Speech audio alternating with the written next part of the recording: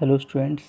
आज जो बेटा हम टॉपिक डिस्कस कर रहे हैं वो बेटा हमारे पास है कंपाउंड्स ऑफ जीनोन। बेटा लास्ट क्लास में हमने ये देखा था कि जो सबसे पहला कंपाउंड बनाया था वो बेटा किसने बनाया था? नील बर्टलेट ने। ये बेटा हम डिस्कस कर चुके थे, ठीक है ना। साइंटिस्ट था बेटा जिसका नाम था नील बर्टलेट, और बेटा इसने फर्स्ट कंपाउंड बनाया था और इसके बारे में आपको कंप्लीट इन्फॉर्मेशन दे चुका हूँ, ठीक है ना।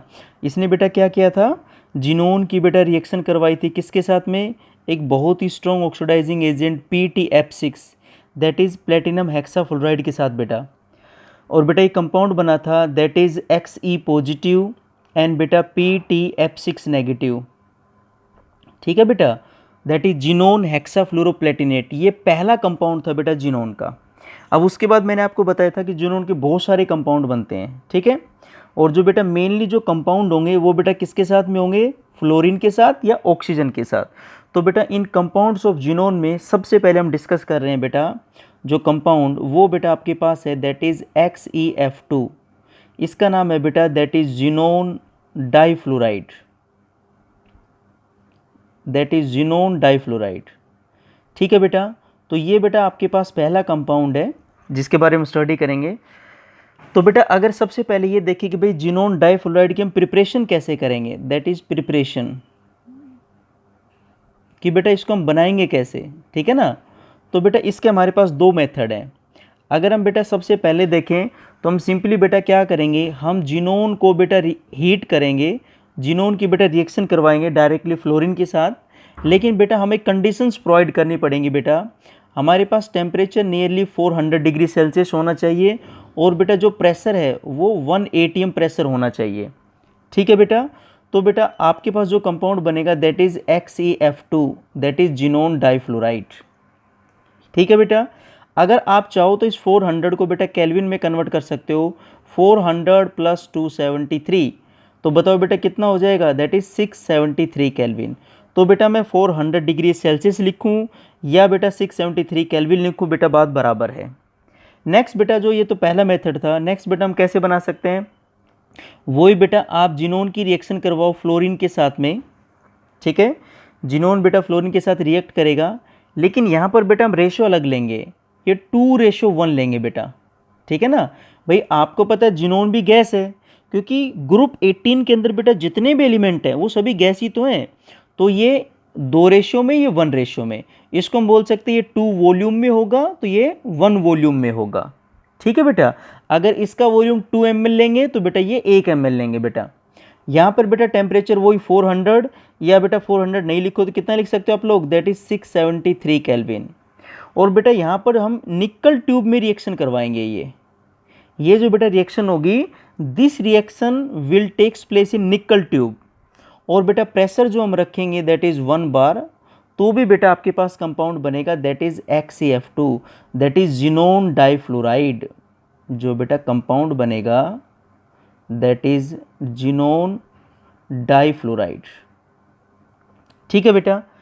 नेक्स्ट बेटा अगर हम देखें हमारे पास, अब बेटा इसकी हम प्रॉपर्टीज़ देखते हैं बेटा, ठीक है, जिसमें फिजिकल प्रॉपर्टीज़ भी बेटा डिस्कस कर लेंगे और केमिकल प्रॉपर्टीज़ भी।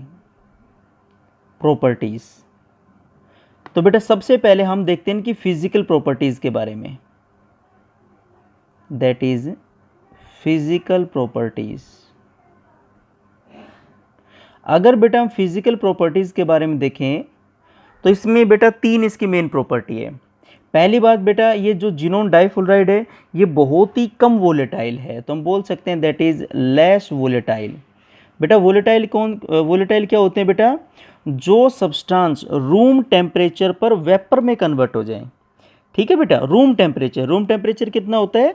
25 डिग्री सेल्सियस, या बेटा समटाइम हम 27 डिग्री सेल्सियस लेते हैं। तो अगर कोई भी सब्सटेंस रूम टेम्परेचर पर वेपर में कन्वर्ट हो रहा है तो उसको बोलते हैं बेटा वोलेटाइल। लेकिन ये बेटा लेस वोलेटाइल है, इट मीन्स रूम टेम्परेचर पर वेपर में कन्वर्ट नहीं होंगे।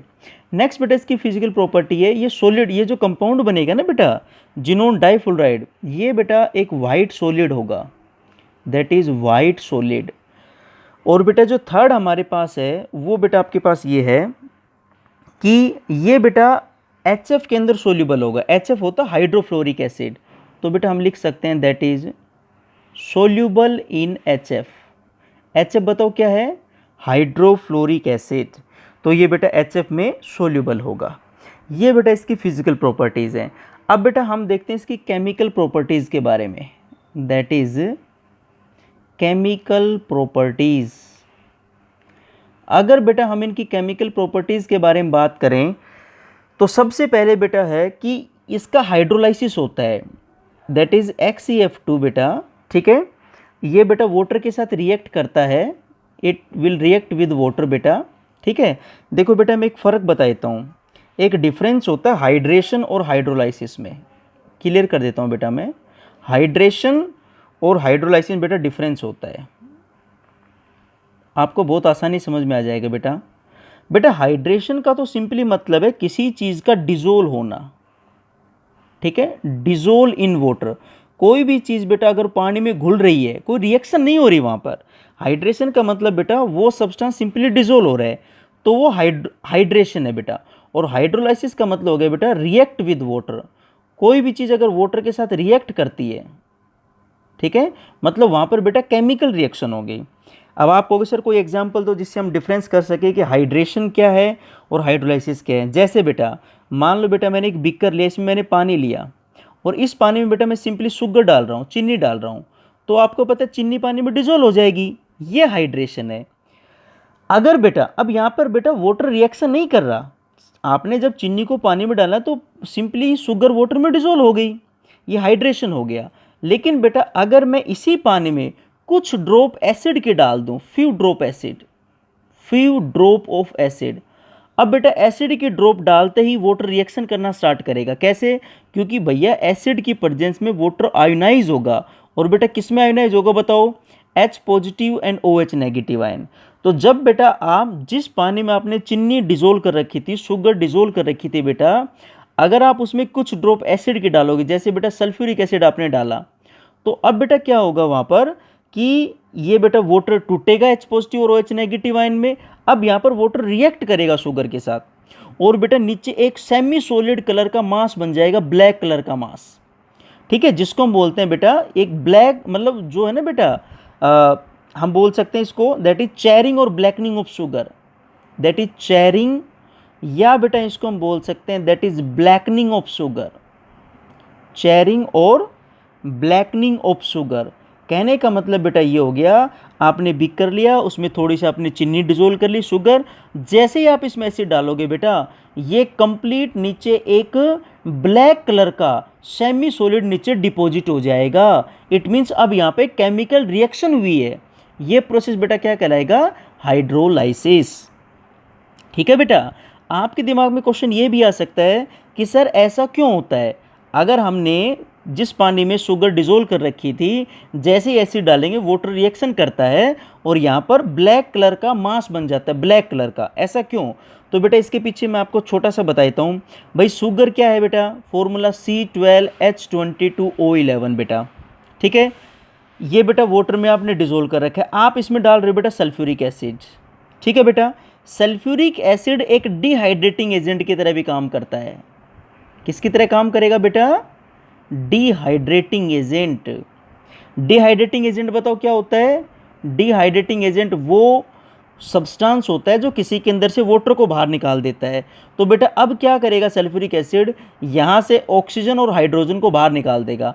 आप बताओ 11 ऑक्सीजन है और बेटा 22 हाइड्रोजन है, तो बताओ क्या बाहर निकल जाएंगे, 11, यहाँ पर बेटा 11 H2O के मॉलिक्यूल।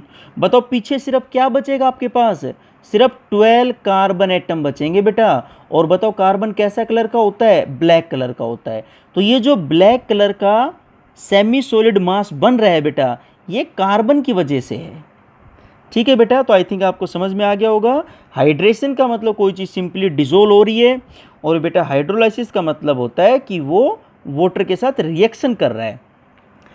तो बेटा यहाँ पर भी जो आपके पास बेटा XeF2 है, जब ये बेटा वाटर के साथ रिएक्शन करेगा, मतलब बेटा जब इसका हाइड्रोलाइसिस होगा, हम लिख सकते हैं बेटा जब इसका हाइड्रोलाइसिस होगा बेटा, तो बेटा ये बनाएगा, जिनोन अलग हो जाएगा, फ्लोरीन और बेटा हाइड्रोजन मिलके बनाएंगे HF। बेटा रिएक्शन खुद बैलेंस कर लेना, और बेटा यहाँ पर ऑक्सीजन गैस रिलीज होगी। ये बेटा हमारे पास प्रोडक्ट मिलेंगे। कहने का मतलब हमें ऑक्सीजन गैस भी मिलेगी, जिनोन भी मिलेगा और HF भी मिलेगा। नेक्स्ट बेटा जो मैं नेक्स्ट रिएक्शन लिख रहा हूँ बेटा, यहाँ से क्वेश्चन जरूर आता है एग्जाम के अंदर। वो देखो क्या लिख रहा हूँ बेटा मैं। बेटा अगर HCF2 रिएक्ट करता है किसी भी लुईस एसिड के साथ में, ठीक है, जैसे बेटा मैं लिख सकता हूँ BF3। दूसरा बेटा HCF2 की मैं रिएक्शन करवा सकता हूँ बेटा, दैट इज PF5। तीसरा बेटा HCF2 की मैं रिएक्शन करवा सकता हूँ, दैट इज SBF5। ये तीनों के तीनों, ये बेटा तीनों के तीनों बताओ क्या हैं, दैट आर लुईस एसिड। अब आपके दिमाग में आएगा सर लुईस एसिड क्या होते हैं। बेटा लुईस एसिड वो मॉलिक्यूल होते हैं, वो सब्सटेंस होते हैं बेटा जो इलेक्ट्रॉन पेयर को एक्सेप्ट करते हैं। क्या करते हैं बेटा, हम लिख सकते हैं एक्सेप्ट इलेक्ट्रॉन पेयर। ठीक है बेटा, जो लोन पेयर, इलेक्ट्रॉन पेयर का मतलब क्या हो गया, जो लोन पेयर को एक्सेप्ट करें। ठीक है, तो यहां पर बेटा fill in the blanks complete करना आता है, ये क्वेश्चन जरूर आता है बेटा। तो याद रख लेना BF3 हो, PF5 हो या SBF5 हो। ठीक है बेटा, ये लुईस एसिड की तरह काम करेंगे, मतलब बेटा ये इलेक्ट्रॉन पेयर को एक्सेप्ट करेंगे। ठीक है, अब बेटा ये क्या करेगा भाई, यहाँ पे HCF2 ये F नेगेटिव आयन को लूज करेगा, छोड़ेगा, लूज करेगा, और ये बेटा F नेगेटिव को गेन करेगा। तो बताओ जब ये छोड़ेगा तो क्या बचेगा, XeF पॉजिटिव। पॉजिटिव क्यों, आप एक बार समझो बेटा। मान लो बेटा इसको मैं HCF2 को मैं कैसे लिख रहा हूँ बेटा, HCF2 को मैं XeF और F लिख रहा हूँ भाई। अब भी तो कंबाइन करके क्या बनेगा, ये HCF2 ही तो बनेगा बेटा। अब बताओ, आपको पता है कि यहाँ पर फ्लोरीन इस बॉन्ड के दोनों इलेक्ट्रॉन अपनी तरफ खींच के लेके जाएगा बेटा। तो बताओ इसके ऊपर चार्ज कैसा आएगा, पॉजिटिव। F के ऊपर बेटा चार्ज कैसा आ जाएगा, नेगेटिव। तो ये जिन्होंने ये फ्लोरीन को छोड़ रहा है, ठीक है बेटा, और फ्लोरीन को गेन करने का बताओ काम कौन कर रहा है, BF3, PF5, SBF5, एंटीमनी पेंटाफ्लोराइड। ठीक है बेटा, तो अब इसने छोड़ा तो इसके ऊपर पॉजिटिव चार्ज आ गया, ये गेन करेगा तो बेटा इसके ऊपर चार्ज आ जाएगा BF3 तो था ही बेटा, एक F नेगेटिव इसने और गेन कर लिया, तो बेटा ये हो जाएगा BF4 नेगेटिव। इसी तरह बेटा ये लूज करेगा, ये गेन करेगा, दैट इज XeF पॉजिटिव, और ये F नेगेटिव जोड़ दो इसके अंदर, बताओ क्या बन जाएगा, PF6 नेगेटिव। इसी तरह बेटा ये लूज करेगा, लॉस करेगा, XeF पॉजिटिव, और बेटा ये बन जाएगा SBF6 नेगेटिव। ये क्वेश्चन बेटा जरूर ही जरूर आते हैं, ये मैं पहले बता दिया, ये तीनों में से। ठीक है, कि बताओ भाई क्या बनने वाला है, तो आपको पता लग गया बेटा, क्लियर। तो ये बेटा हमने इसकी केमिकल प्रॉपर्टीज देख ली हैं। अच्छा एक रिएक्शन बेटा और करवा देता हूँ, वो भी बेटा एक बार एग्जाम में पूछा था। वो ये था कि बताओ भाई अगर HCF2 हाइड्रोजन के साथ रिएक्शन करे तो क्या होगा। कुछ नहीं भाई, हाइड्रोजन और फ्लोरीन कंबाइन होकर बताओ क्या बना लेंगे, HF हाइड्रोफ्लोरिक एसिड, और बेटा जिनोन अलग हो जाएगा। अंडरस्टैंड बेटा। तो ये बेटा हमने इसकी सबसे पहले इसकी प्रिपरेशन देखी, फिर बेटा हमने इसकी फिजिकल प्रॉपर्टीज़ देखी, फिर बेटा हमने इसकी केमिकल प्रॉपर्टीज़ देखी। हमने बेटा ये भी समझा कि हाइड्रेशन और हाइड्रोलाइसिस में डिफरेंस क्या होता है। क्लियर बेटा। नेक्स्ट बेटा जो हमारे पास आ रहा है वो आता है भाई स्ट्रक्चर और ड्रॉ करो, that is structure of XeF2 xenon difluoride का भाई स्ट्रक्चर कैसा होगा।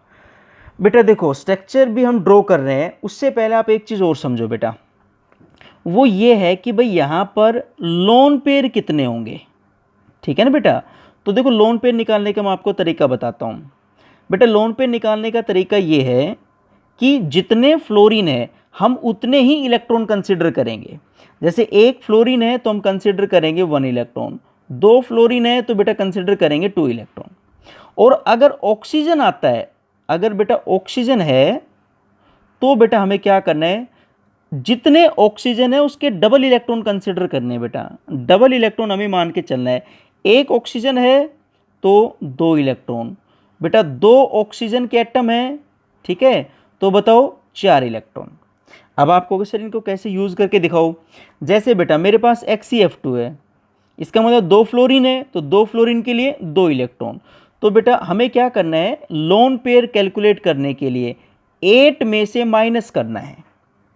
ठीक है, क्योंकि इन सभी के ऑक्टेट तो कंप्लीट है, तो 8 में से जितने इलेक्ट्रॉन है उतने माइनस कर दो आप।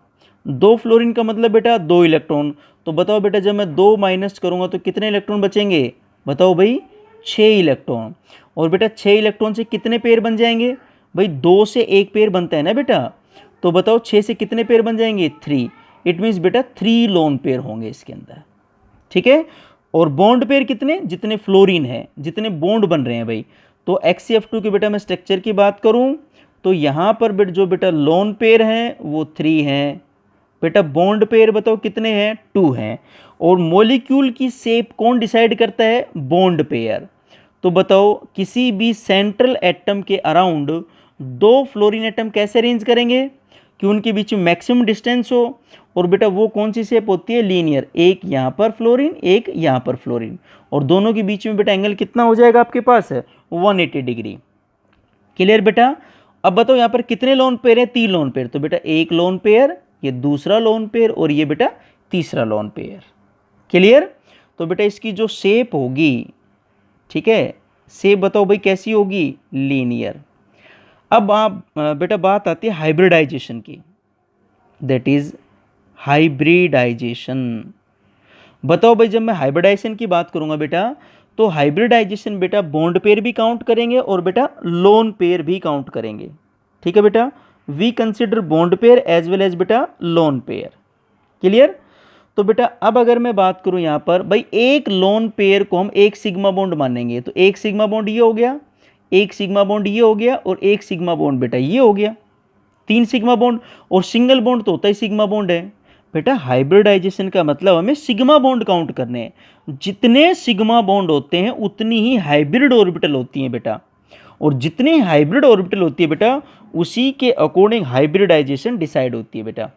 तो बताओ भाई टोटल सिग्मा बॉन्ड कितने हो गए, 2, तो बेटा सिंगल बॉन्ड तो सिग्मा ही बॉन्ड है, 2 बॉन्ड तो ये हो गए, और एक लोन पेयर को एक सिग्मा बॉन्ड मानेंगे, तो 2 ये हो गए, 3 4 5, 5 सिग्मा बॉन्ड का मतलब बेटा हाइब्रिडाइजेशन बताओ क्या हो जाएगी, sp3, 1 और 3 4 और एक डी, हाइब्रिडाइजेशन हो जाएगी बेटा sp3d। शेप हो जाएगी linear, 3 lone pair 2 bond pair. ये बेटा कंप्लीट हो गया किसके बारे में बताओ, XEF2 के बारे में बेटा। क्लियर। XEF4 के बारे में बेटा अब हम स्टडी करते हैं। नेक्स्ट बेटा जो हम कंपाउंड लेके चल रहे हैं बेटा वो है, ये बहुत आसान। अब XEF4 बताओ इसको भाई हम क्या बोल सकते हैं, that is xenon tetrafluoride. Clear बेटा, जिनोन टेट्राफ्लोराइड। सबसे पहले बेटा इसी की हम प्रिपरेशन की बात करेंगे कि भाई इसको हम बनाएंगे कैसे, प्रिपरेशन। ठीक है बेटा। प्रिपरेशन बेटा पहला तो वही होगा कि भाई आप जिनोन की रिएक्शन करवा दो F2 के साथ में, ठीक है। 2F2 ले लिया बेटा मैंने यहाँ पर बेटा जो मैं कंडीशन यूज़ कर रहा हूँ, टेम्परेचर 600 डिग्री सेल्सियस, और बेटा जो प्रेशर है वो है 6 atmosphere, pressure 6 atmosphere, temperature 600 degree Celsius. बेटा ये बन जाएगा XeF4 जिनोन टेट्राफ्लोराइड। या बेटा सेकंड जो मेथड आप यूज़ कर सकते हो बेटा वो ये है कि आप जिनोन की फ्लोरीन के साथ रिएक्शन करवाओ। रेशियो लेना पड़ेगा बेटा 1:5 बेटा, ठीक है।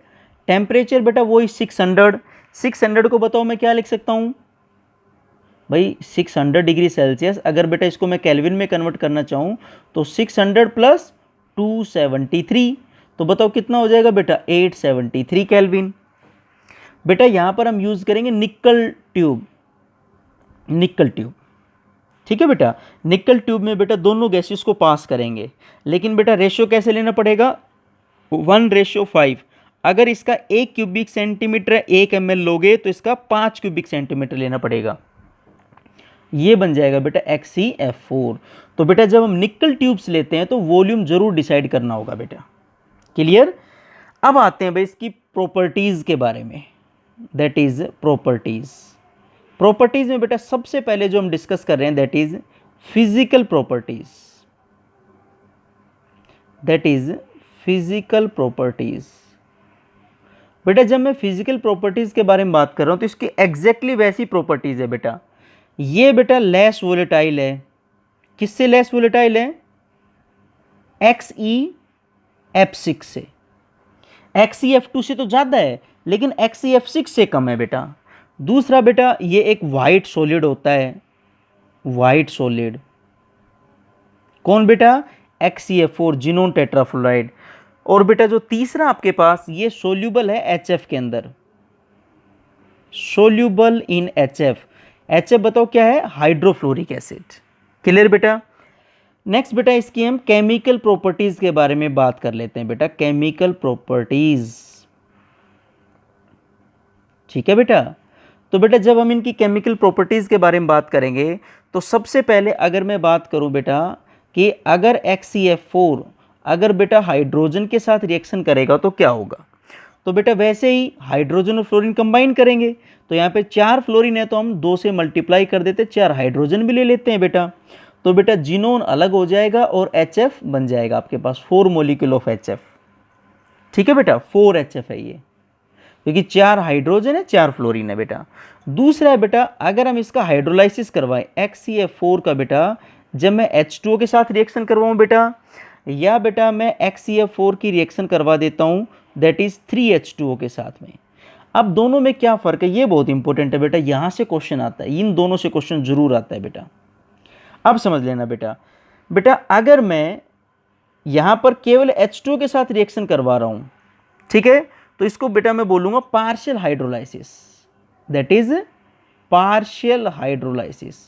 आप कहोगे सर पार्शियल का मतलब क्या है? और इसको बेटा जब मैं 3H2O के साथ रिएक्शन करवा रहा हूँ तो बेटा इसको मैं बोलूँगा कंप्लीट हाइड्रोलाइसिस। आप कहोगे सर ये पार्शियल और कंप्लीट का क्या रोल है? देखो भैया अगर सारे फ्लोरीन एटम बेटा मैं यहाँ से रिमूव कर देता हूँ तो कंप्लीट कहलाएगा, लेकिन अगर 2 या 4 मतलब सभी फ्लोरीन एटम अगर यहाँ से रिमूव नहीं होते हैं, कुछ फ्लोरीन एटम अब भी रहते हैं, ऑक्सीजन तो ऐड हो जाएगा लेकिन फ्लोरीन अभी भी बचेगा, तो उसको हम बोलेंगे पार्शियल। पार्शियल मीन्स थोड़ा सा, कंप्लीट होता तो सभी फ्लोरीन हट के भाई ऑक्सीजन लग जाता है यहाँ पर। आई बात समझ बेटा? तो इट मीन्स बेटा हम पार्शियल हाइड्रोलाइसिस करेंगे तो ये इसमें से 2 फ्लोरीन और 2 हाइड्रोजन ये मिलके बना लेंगे बेटा दैट इज 2HF, और बेटा एक ऑक्सीजन यहाँ पे ऐड हो जाएगा तो ये बन जाएगा बेटा XeOF2 प्लस 2HF।